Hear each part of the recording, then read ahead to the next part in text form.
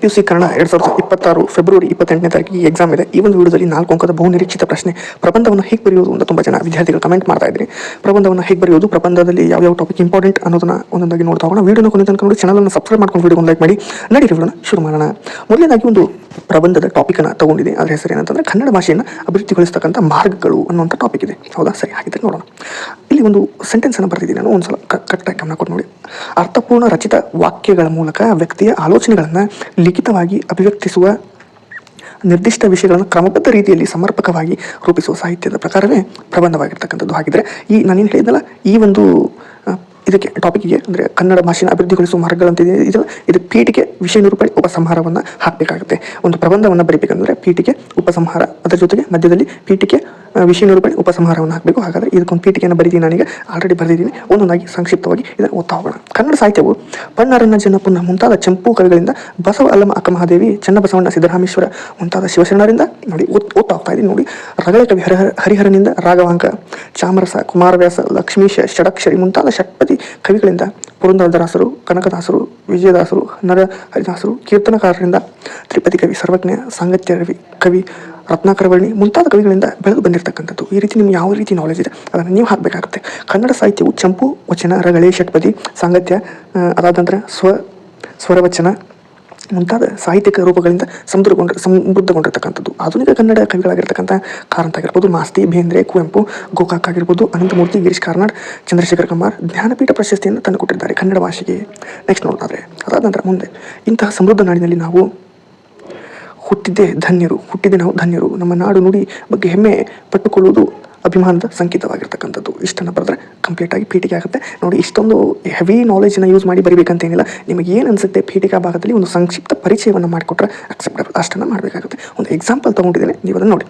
ವಿಷಯ ನಿರೂಪಣೆಯನ್ನು ಒಂದಾಗಿ ಓದ್ತಾ ಹೋಗೋಣ. ಇಂತಹ ಶ್ರೇಷ್ಠ ಸಾಹಿತ್ಯ ಮತ್ತು ಸಂಸ್ಕೃತಿಯನ್ನು ಹೊಂದಿರತಕ್ಕಂಥ ಕನ್ನಡ ಭಾಷೆಗೆ ಇಂಗ್ಲೀಷ್ ಮತ್ತು ಹಿಂದಿ ಭಾಷೆ ಪ್ರಭಾವದಿಂದ ಅಪಾರ ಪ್ರಮಾಣದಲ್ಲಿ ಹಿನ್ನಡೆಯಾಗುತ್ತಿದೆ. ಈ ಒಂದು ಇಂಗ್ಲೀಷ್ ಮತ್ತು ಹಿಂದಿ ಇರೋದ್ರಿಂದ ಈ ಕನ್ನಡ ಭಾಷೆಗೆ ತುಂಬ ಕಡೆಗಣನೆ ಸಿಗ್ತಾ ಇದೆ. ಕನ್ನಡ ಭಾಷೆಯನ್ನು ನಾವು ಕನ್ನಡಿಗರು ಕಾಪಾಡ್ತಿದ್ರೆ ಬೇರೆಯವರು ಯಾಕೆ ಕಾಪಾಡುತ್ತಾರೆ? ಕನ್ನಡಿಗರು ಸ್ವಾಭಿಮಾನಿಗಳಾಗಿ ಕನ್ನಡವನ್ನು ತಮ್ಮ ಉಸಿರನ್ನಾಗಿ ಮಾಡಿಕೊಳ್ಬೇಕು ಅಲ್ವಾ? ಒಬ್ಬ ವ್ಯಕ್ತಿ ಪೂರ್ಣತೆಯನ್ನು ಪಡಿಬೇಕಾದ್ರೆ ಮಾತೃಭಾಷೆಯಿಂದ ಮಾತ್ರ ಸಾಧ್ಯ. ಇದನ್ನು AR ಕೃಷ್ಣಸ್ವಾಮಿಗಳು ಹೇಳ್ತಾರೆ. ಅದು ನೋಡಬೇಕಾಗುತ್ತೆ. ಈ ಒಂದು ಪಾಠದಲ್ಲಿದೆ ಅದು. ಕನ್ನಡವನ್ನು ಕಟ್ಟುವ ಕೆಲಸದಲ್ಲಿ ಮಾತೃಭಾಷೆಯನ್ನು ಕಡೆಗಣಿಸಿದ ವ್ಯಕ್ತಿ ಹೆತ್ತ ತಾಯಿಯನ್ನು ಕಡೆಗಣಿಸಿದಂತೆ. ಈ ಭಾಷೆಯನ್ನು ಬೆಳೆಸುವ ಮತ್ತು ಉಳಿಸುವ ಜವಾಬ್ದಾರಿ ಕನ್ನಡಗರಿದ್ದಾಗಿದೆ. ಇದೇ ಹಾಮಾನಾಯಕರು ಬರೆದಿರ್ತಾರಲ್ಲ, ಅದೇ ವಿಷಯಗಳನ್ನು ನಾನು ಇಲ್ಲಿ ತಗೊಂಡು ಜಸ್ಟ್ ಕಾಪಿ ಪೇಸ್ಟ್ ಮಾಡಿದ್ದೀನಿ ಅಷ್ಟೇ. ಕನ್ನಡ ಭಾಷೆಯನ್ನು ಅಭಿವೃದ್ಧಿಗೊಳಿಸುವ ಹಲವಾರು ಮಾರ್ಗಗಳು ಇಲ್ಲಿದೆ, ನಾವು ನೋಡ್ಬೋದು ನೋಡಿ. ದಿನನಿತ್ಯ ಎಲ್ಲೆಡೆ ಎಲ್ಲ ಕಡೆ ಕನ್ನಡವನ್ನು ಬಳಸೋದು, ದಿನನಿತ್ಯ ಉತ್ಪನ್ನ ಹಂತದವರೆಗೆ ಕಲಿಕೆ ಕನ್ನಡದಲ್ಲಿ ಇರುವಂತೆ ನೋಡ್ಕೋಬೇಕು. ಅದಂತರ ATM, ಬ್ಯಾಂಕ್, ರೈಲ್ವೆ, ವಿಮಾನ ಸೇರಿದಂತೆ ಎಲ್ಲ ಸರ್ಕಾರಿ ಮತ್ತು ಖಾಸಗಿ ಸೇವೆಗಳಿಗೆ ಕನ್ನಡಿಗರಿಗೆ ಕನ್ನಡದಿಂದಲೇ ದೊರೆಯಬೇಕು. ಈ ಸೇವೆಗಳು ಕನ್ನಡಿಗರಿಗೆ ಕನ್ನಡದಿಂದಲೇ ದೊರೆಯಬೇಕು. ಅದಾದ ನಂತರ ನೆಕ್ಸ್ಟ್ ನೋಡೋದಾದ್ರೆ, ವಿಜ್ಞಾನ ತಂತ್ರಜ್ಞಾನ ಆವಿಷ್ಕಾರಗಳು ಊಹೆಗೆ ಮೀರಿದ ಹೊಸ ಗತಿಯಲ್ಲಿ ಬರುತ್ತಿವೆ. ಹೊಸ ಗತಿಯಲ್ಲಿ ಬರುತ್ತಿವೆ. ಆ ಎಲ್ಲ ಜ್ಞಾನವನ್ನು ಕನ್ನಡದಲ್ಲಿ ತರಬೇಕು. ಅದಕ್ಕೆ ಸಂಬಂಧಿಸಿದ ಪರಿಭಾಷೆಗಳು ಎಲ್ಲ ಭಾಷೆಯಲ್ಲಿ ಕಂಡುಕೊಳ್ಬೇಕು. ನೆಕ್ಸ್ಟ್ ನೋಡೋದಾದ್ರೆ, ಆಟೋಟಗಳ ವಿವರಣೆ, ಹಣಕಾಸು, ಮನೋರಂಜನೆ, ಕಲೆ, ಔಷಧಿ, ವೈದ್ಯಕೀಯ ಜ್ಞಾನ, ಕಾನೂನು ನೀತಿಗಳು, ಇಂಜಿನಿಯರಿಂಗ್, ಪ್ರಪಂಚದಲ್ಲಿರುವ ಜ್ಞಾನವೆಲ್ಲ ಕನ್ನಡದಲ್ಲಿ ದೊರೆಯುವಂತಾಗಬೇಕು.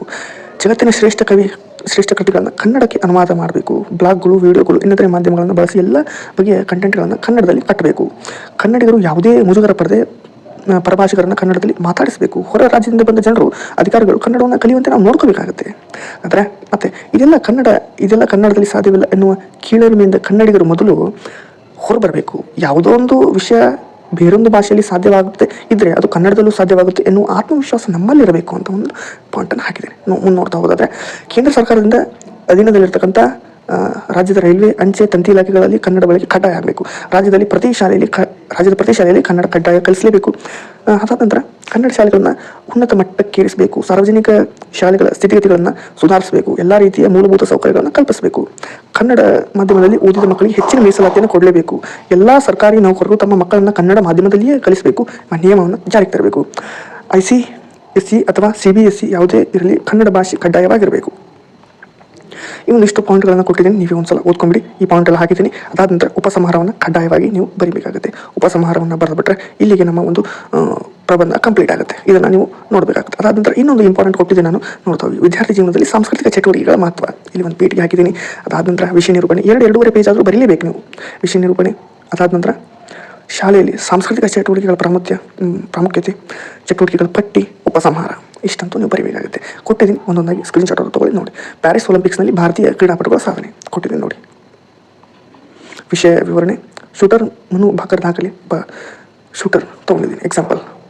ಉಪಸಂಹಾರ, ಪ್ರಬಂಧಗಳು, ಇಂಪಾರ್ಟೆಂಟ್ ಪ್ರಬಂಧಗಳು ಯಾವ್ಯಾವ ಅಂತ ಇಲ್ಲಿ ಕೊಟ್ಟಿದ್ದೀನಿ, ಒಂದೊಂದಾಗಿ ಓದ್ತಾ ಹೋಗೋಣ ಇದನ್ನು. ಮತದಾರರ ಹಕ್ಕನ್ನು ಚಲಾಯಿಸುವ ಬಗ್ಗೆ ಜಾಗೃತಿ ಮೂಡಿಸುವ ಅಗತ್ಯ, ತ್ಯಾಜ್ಯ ವಸ್ತುಗಳ ಮರುಬಳಕೆ ಅಗತ್ಯ, ಅದಾದ ನಂತರ ನಗರ ನೈರ್ಮಲ್ಯ ಕಾಪಾಡುವಲ್ಲಿ ಯುವಕರ ಪಾತ್ರ, ಕನ್ನಡ ಭಾಷೆಯನ್ನು ಅಭಿವೃದ್ಧಿಗೊಳಿಸುವ ಮಾರ್ಗಗಳು, ಸ್ತ್ರೀ ಭ್ರೂಣ ಹತ್ಯೆಯಿಂದ ಆಗತಕ್ಕಂಥ ಸಮಸ್ಯೆ, ಸಮಾನ ಶಿಕ್ಷಣದ ಅವಶ್ಯಕತೆ, ಕೃಷಿ ಸಂಸ್ಕೃತಿಯನ್ನು ಉಳಿಸಿ ಬೆಳೆಸುವ ಅಗತ್ಯ, ಮೂಢನಂಬಿಕೆಗಳು, ಭ್ರಷ್ಟಾಚಾರ ನಿರ್ಮೂಲನೆಗೊಳಿಸುವಲ್ಲಿ ಯುವಕರ ಪಾತ್ರ, ರಾಷ್ಟ್ರೀಯ ಸೇವಾ ಯೋಜನೆ ಮಹತ್ವ, ಯುಗ ಮತ್ತು ಪ್ರಕೃತಿ ಚಿಕಿತ್ಸೆ, ಅದಾದ ನಂತರ ಐತಿಹಾಸಿಕ ಸ್ಥಳಗಳ ಸಂರಕ್ಷಣೆ, ಜೈವಿಕ ಇಂಧನದ ಮಹತ್ವ, ಇಲ್ಲೆಲ್ಲ ಇದೆ, ಒಂದೊಂದಾಗಿ ನೋಡ್ತಾ ಹೋಗಿ. ಇವಿಷ್ಟು ಇಂಪಾರ್ಟೆಂಟ್ ಆಗಿರ್ತಕ್ಕಂಥದ್ದು. ಇನ್ನೊಂದು ಸ್ವಲ್ಪ ಇದೆ ನೋಡಿ.